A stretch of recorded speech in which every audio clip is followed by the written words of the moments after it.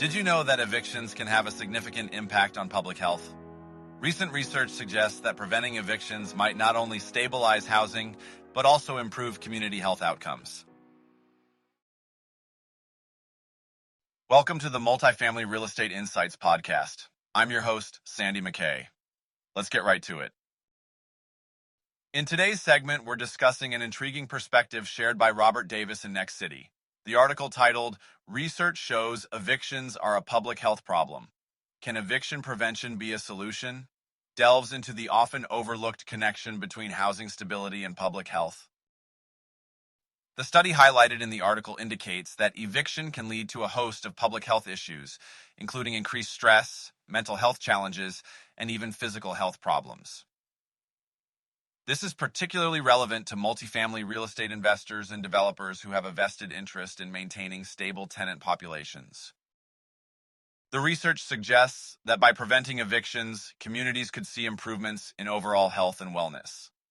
This idea is gaining traction among policymakers and real estate stakeholders who see the potential benefits of keeping tenants housed. Not only does it help individuals, but it also contributes to a more stable and thriving community. While eviction prevention requires upfront investment, the long-term benefits could outweigh the costs. For instance, maintaining tenant stability can reduce turnover costs and foster a more engaged community, which can be a win-win for both landlords and tenants. As real estate professionals, it's essential to consider the broader implications of our investment strategies. By supporting initiatives that prevent evictions, we can contribute to healthier communities and ultimately more successful investments. In a recent article by Brendan Heffernan, published on August 22, 2025, in the Wednesday Journal, the Village of Oak Park is set to host a series of workshops on tenant rights law. These workshops are being held in collaboration with a local legal aid charity and are aimed at educating both tenants and landlords on their rights and responsibilities. The first of these three workshops is scheduled for August 27th at Oak Park Village Hall, with subsequent sessions planned for September 24th and October 22nd. The Oak Park Office of Diversity, Equity, and Inclusion is spearheading these events in partnership with CARPLS, a nonprofit organization that has been providing legal assistance to low-income individuals in Illinois for decades.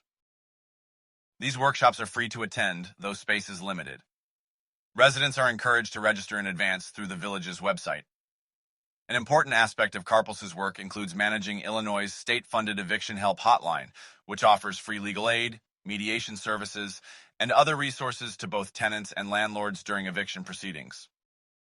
Mediation is highlighted as a key opportunity for landlords and tenants to resolve disputes with the assistance of a knowledgeable and neutral party. This service is supported by a partnership between the Illinois Department of Human Services and the Illinois Equal Justice Foundation. The Oak Park workshops will delve into the Residential Tenant Landlord Ordinance that was ratified by Cook County in January 2021. This ordinance aims to protect public health, safety, and welfare, and to establish clear rights and responsibilities for both tenants and landlords. It encourages both parties to maintain and improve housing quality. The first workshop will focus on using the ordinance for lease compliance, the second will cover code compliance, and the final session will provide guidance on accessing legal resources. These workshops are part of Oak Park's broader efforts to update its local fair housing ordinances, reflecting a commitment to diversity, equity, and inclusion. The Village Board has been considering updates to various ordinances related to tenant and landlord relations, following a report by the HOPE Fair Housing Center. This report highlighted discriminatory practices in the rental processes of some local housing providers, specifically against individuals receiving housing voucher assistance. These workshops and the potential ordinance updates signal a positive step towards fostering fairer tenant-landlord relations and ensuring that all residents have access to safe and equitable housing options. Thank you for listening to the Multifamily Real Estate Insights podcast. I'm your host, Sandy MacKay. See you on the next one.